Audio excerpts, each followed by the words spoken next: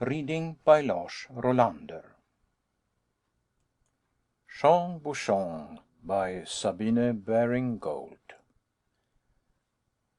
I was in Orléans a good many years ago. At the time it was my purpose to write a life of Joan of Arc, and I considered it advisable to visit the scenes of her exploits so as to be able to give my narrative some local color. But I did not find Orléans answer to my expectations. It is a dull town, very modern in appearance, but with that measly and decrepit look which is so general in French towns. There was a Place Jeanne d'Arc, with an equestrian statue of her in the midst flourishing a banner. There was the house that the Maid had occupied after the taking of the city, but with the exception of the walls and rafters it had undergone so much alteration and modernization as to have lost its interest. A museum of memorials of La Pucelle had been formed, but possessed no genuine relics, only arms and tapestries of a later date. The city walls she had besieged, the gate through which she had burst, had been levelled, and their places taken by boulevards. The very cathedral in which she had knelt to return thanks for her victory was not the same. That had been blown up by the Huguenots, and the cathedral that now stands was erected on its ruins in 1601.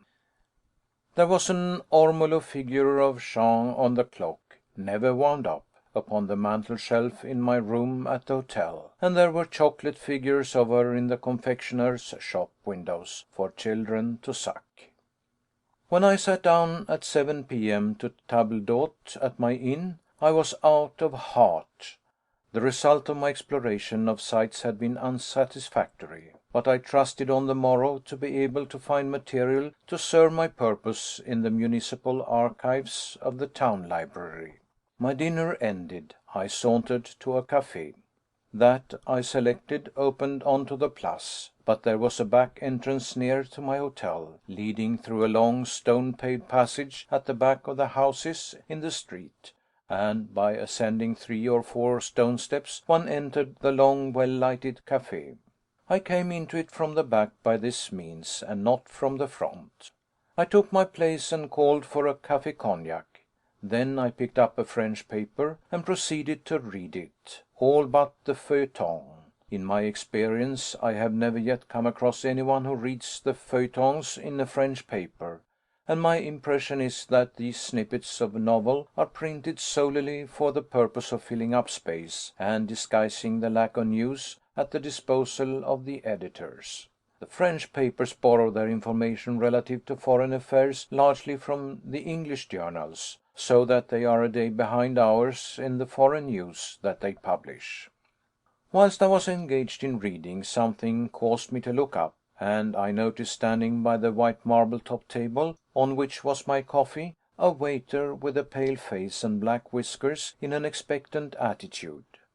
I was a little nettled at his precipitancy in applying for payment, but I put it down to my being a total stranger there, and without a word I set down half a franc and a 10-centime coin, the latter as his pourboire. Then I proceeded with my reading.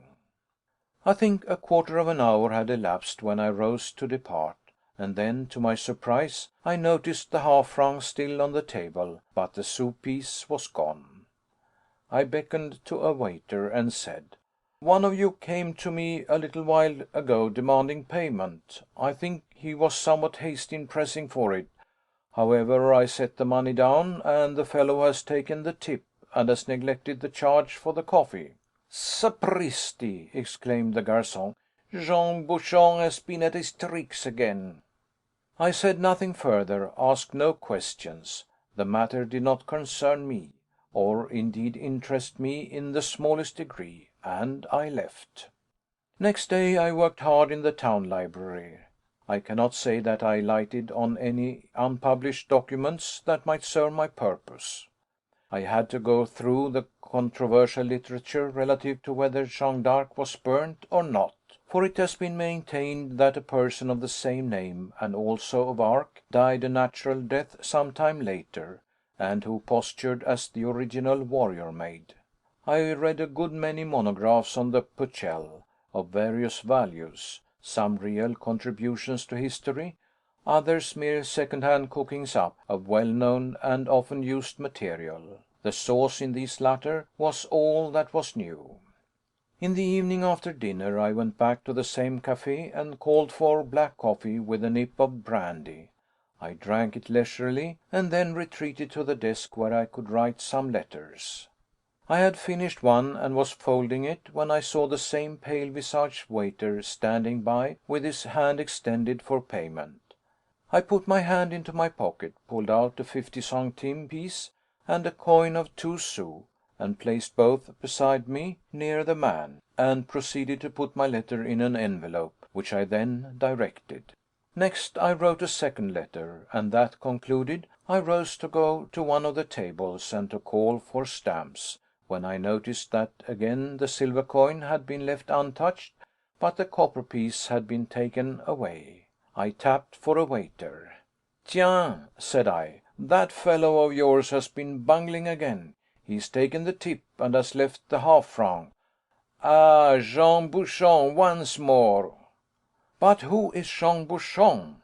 The man shrugged his shoulders, and instead of answering my query, said, "I should recommend monsieur to refuse to pay Jean Bouchon again. That is, supposing monsieur intends revisiting this cafe."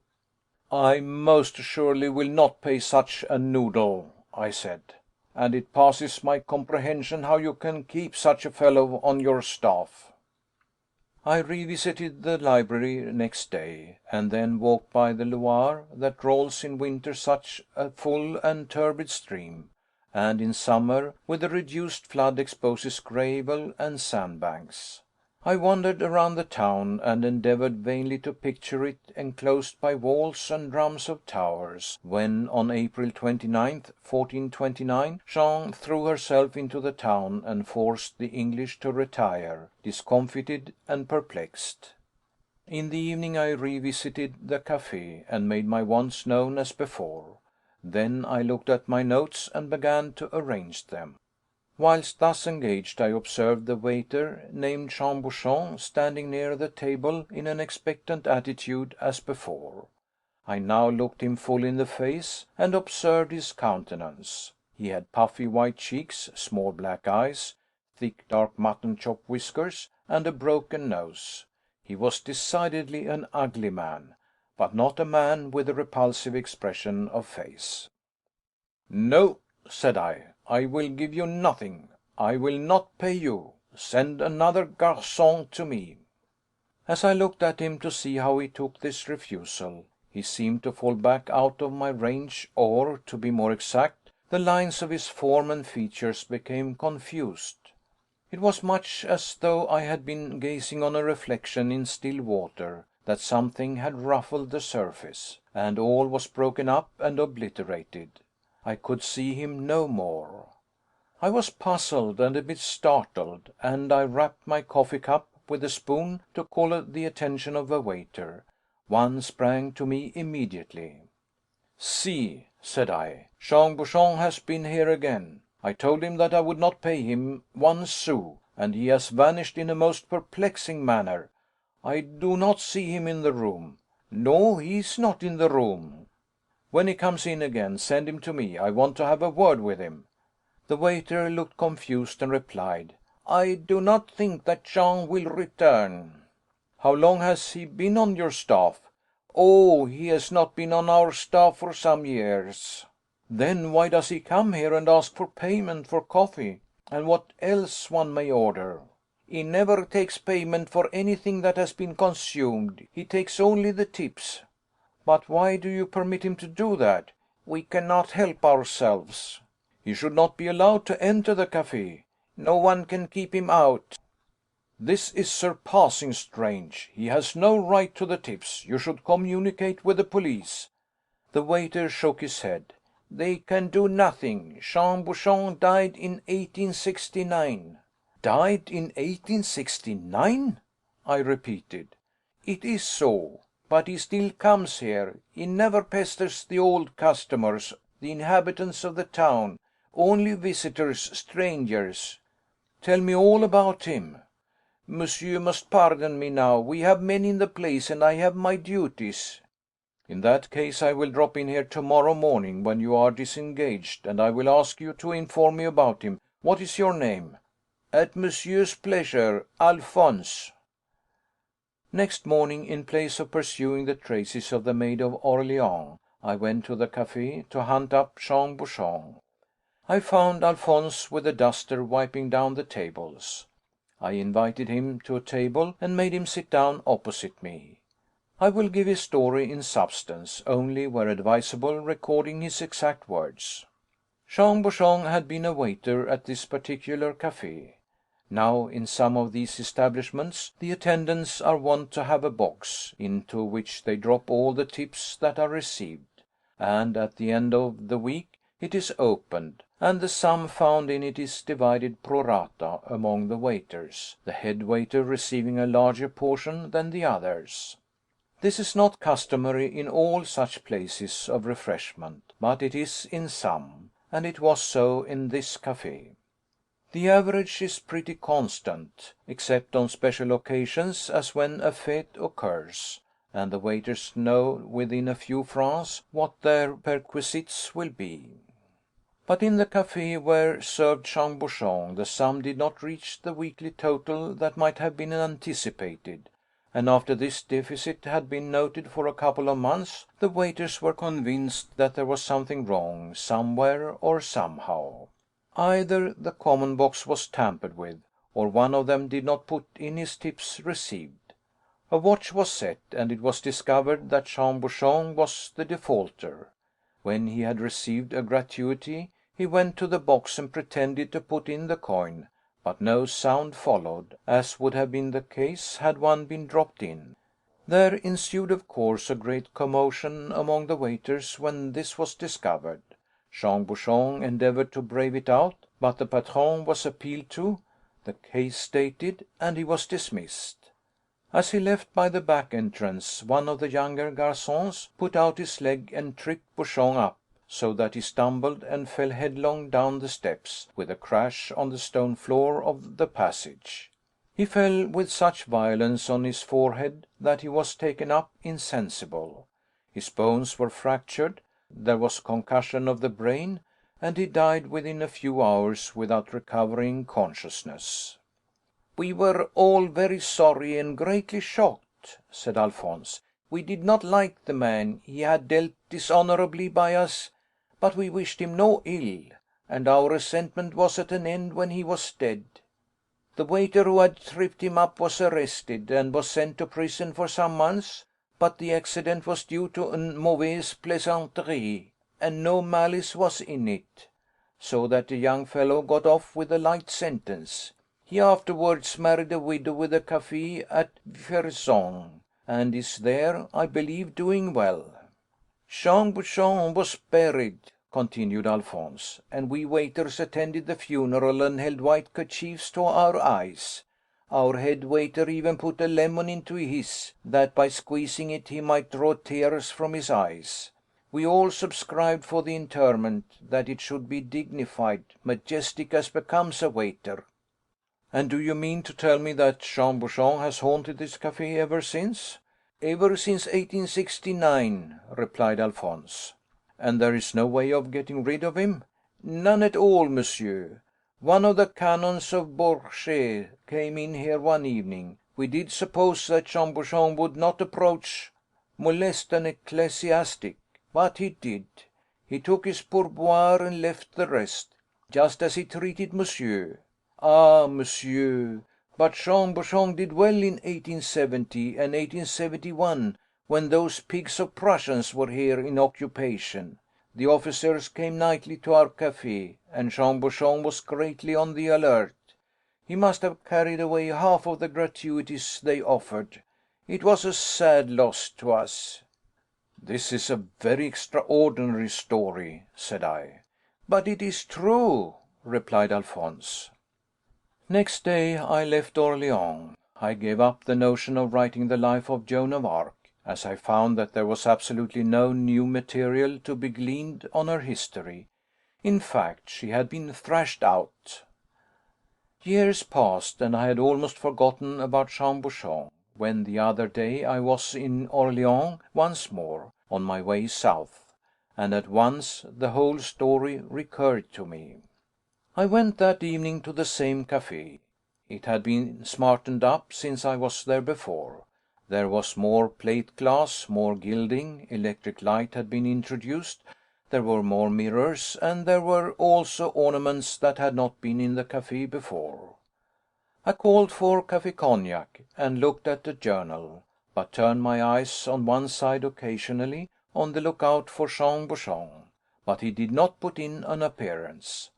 I waited for a quarter of an hour in expectation, but saw no sign of him. Presently I summoned a waiter, and when he came up I inquired, "But where is Jean Bouchon?" "Monsieur asks after Jean Bouchon?" The man looked surprised. "Yes, I have seen him here previously. Where is he at present?" "Monsieur has seen Jean Bouchon? Monsieur perhaps knew him? He died in 1869?" "I know that he died in 1869, but I made his acquaintance in 1874. I saw him then thrice, and he accepted some small gratuities of me."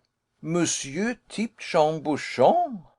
"Yes, and Jean Bouchon accepted my tips." "Tiens, and Jean Bouchon died 5 years before." "Yes, and what I want to know is how you have rid yourselves of Jean Bouchon, for that you have cleared the place of him is evident, or he would have been pestering me this evening." The man looked disconcerted and irresolute. "Hold," said I, "is Alphonse here?" "No, monsieur, Alphonse has left 2 or 3 years ago, and monsieur saw Jean Bouchon in 1874. I was not then here. I have been here only 6 years." "But you can in all probability inform me of the manner of getting quit of Jean?" "Monsieur, I am very busy this evening, there are so many gentlemen come in." "I will give you 5 francs if you will tell me all succinctly about Jean Bouchon." "Will monsieur be so good as to come here to morrow during the morning? And then I place myself at the disposition of monsieur." "I shall be here at 11 o'clock." At the appointed time I was at the café. If there is an institution that looks ragged and dejected and dissipated, it is a café in the morning, when the chairs are turned upside down, the waiters are in aprons and shirt sleeves, and a smell of stale tobacco lurks about the air, mixed with various other unpleasant odours. The waiter I had spoken to on the previous evening was looking out for me. I made him seat himself at a table with me. No one else was in the saloon except another garçon, who was dusting with a long feather brush. "Monsieur," began the waiter, "I will tell you the whole truth. The story is curious, and perhaps every one would not believe it, but it is well documenté. Jean Bouchon was at one time in service here. We had a box. When I say we, I do not mean myself included, for I was not here at the time." "I know about the common box. I know the story down to my visit to Orléans in 1874, when I saw the man." "Monsieur has perhaps been informed that he was buried in the cemetery?" "I do know that, at the cost of his fellow waiters." "Well, monsieur, he was poor, and his fellow waiters, though well disposed, were not rich, so he did not have a grave en perpetuité. Accordingly, after many years, when the term of consignment was expired, and it might well be supposed that Jean Bouchon had mouldered away, his grave was cleared out to make room for a fresh occupant. Then a very remarkable discovery was made. It was found that his corroded coffin was crammed, literally stuffed with 5 and 10 centime pieces, and with them were also some German coins, no doubt received from those pigs of Prussians during the occupation of Orléans. This discovery was much talked about. Our proprietor of the café and the head waiter went to the mayor and represented to him how matters stood, that all this money had been filched during a series of years since 1869 from the waiters, and our patron represented to him that it should in all propriety and justice be restored to us. The mayor was a man of intelligence and heart, and he quite accepted this view of the matter, and ordered the surrender of the whole coffin load of coins to us, the waiters of the cafe." "So you divided it amongst you?" "Pardon, monsieur, we did not. It is true that the money might legitimately be regarded as belonging to us, but then those defrauded, or most of them, had left long ago, and there were among us some who had not been in service in the cafe more than a year or 18 months. We could not trace the old waiters. Some were dead, some had married and left this part of the country. We were not a corporation, so we held a meeting to discuss what was to be done with the money. We feared, moreover, that unless the spirit of Jean Bouchon were satisfied, he might continue revisiting the cafe and go on sweeping away the tips. It was of paramount importance to please Jean Bouchon, to lay out the money in such a manner as would commend itself to his feelings. One suggested one thing, one another. One proposed that the sum should be expended on masses for the repose of Jean's soul, but the head waiter objected to that. He said that he thought he knew the mind of Jean Bouchon, and that this would not commend itself to it. He said, did our head waiter, that he knew Jean Bouchon from head to heels, and he proposed that all the coins should be melted up, and that out of them should be cast a statue of Jean Bouchon in bronze, to be set up here in the cafe, as there was not enough coins to make one large enough to be erected in a place. If monsieur will step with me, he will see the statue. It is a superb work of art." He led the way, and I followed. In the midst of the cafe stood a pedestal, and on this basis a bronze figure about 4 feet high. It represented a man reeling backward, with a banner in his left hand, and the right raised towards his brow, as though he had been struck there by a bullet. A sabre, apparently fallen from his grasp, lay at his feet. I studied the face, and it most assuredly was utterly unlike Jean Bouchon, with his puffy cheeks, mutton chop whiskers, and broken nose, as I recalled him. "But," said I, "the features do not, pardon me, at all resemble those of Jean Bouchon. This might be the young Augustus, or Napoleon I. The profile is quite Greek." "It may be so," replied the waiter, "but we had no photograph to go by. We had to allow the artist to exercise his genius, and above all, we had to gratify the spirit of Jean Bouchon." "I see, but the attitude is inexact. Jean Bouchon fell down the steps headlong, and this represents a man staggering backwards." "It would have been inartistic to have shown him precipitated forwards. Besides, the spirit of Jean might not have liked it." "Quite so, I understand, but the flag?" "That was an idea of the artist. Jean could not be made holding a coffee cup. You will see the whole makes a superb subject. Art has its exigencies. Monsieur will see underneath it an inscription on the pedestal." I stooped, and with some astonishment read, "Jean Bouchon, mort sur la chambre de gloire, 1870. Dulce et decorum est pro patria mori." "Why," objected I, "he died from falling a cropper in the back passage, not on the field of glory." "Monsieur, all Orleans is a field of glory. Under Saint Aignan did we not repel Attila and his Huns in 451? Under Jeanne d'Arc did we not repulse the English, monsieur will excuse the allusion, in 1429? Did we not recapture Orleans from the Germans in November 1870? "That is all very true," I broke in, "but Jean Bouchon neither fought against Attila, nor with La Pucelle, nor against the Prussians. Then dulce et decorum est pro patria mori is rather strong, considering the facts." "How? Does not monsieur see that the sentiment is patriotic and magnificent?" "I admit that, but dispute the application." then why apply it? The sentiment is all right." "But by implication it refers to Jean Bouchon, who died not for his country, but in a sordid coffee house brawl. Then again the date is wrong. Jean Bouchon died in 1869, not in 1870." "That is only out by a year." "Yes, but with this mistake of a year, and with the quotation from Horace, and with the attitude given to the figure, any one would suppose that Jean Bouchon had fallen in the retaking of Orleans from the Prussians." "Ah, monsieur! Who looks on a monument and expects to find thereon the literal truth relative to the deceased?" "This is something of a sacrifice to truth," I demurred.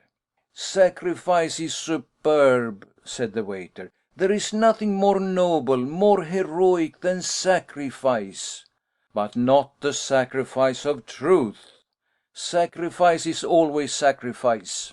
"Well," said I, unwilling further to dispute, "this is certainly a great creation out of nothing." "Not out of nothing. Out of the coppers that Jean Bouchon had filched from us, and which choked up his coffin." "Jean Bouchon has been seen no more?" "No, monsieur. And yet, yes, once, when the statue was unveiled. Our patron did that. The café was crowded. All our habitués were here. The patron made a magnificent oration. He drew a superb picture of the moral, intellectual, social, and political merits of Jean Bouchon. There was not a dry eye among the audience, and the speaker choked with emotion. Then, as we stood in a ring not too near, we saw, I was there, and I distinctly saw, so did the others, Jean Bouchon standing with his back to us, looking intently at the statue of himself. Monsieur, as he thus stood, I could discern his black mutton chop whiskers projecting upon each side of his head. Well, sir, not one word was spoken. A dead silence fell upon all. Our patron ceased to speak, and wiped his eyes and blew his nose. A sort of holy awe possessed us all. Then, after the lapse of some minutes, Jean Bouchon turned himself about, and we all saw his puffy pale cheeks, his thick sensual lips, his broken nose, his little pig's eyes. He was very unlike his idealized portrait in the statue, but what matters that? It gratified the deceased, and it injured no one. Well, monsieur, Jean Bouchon stood facing us, and he turned his head from one side to another, and gave us all what I may term a greasy smile. Then he lifted up his hands as though invoking a blessing on us all, and vanished. Since then he has not been seen. End of Jean Bouchon by Sabine Baring-Gould. Read by Lars Rolander.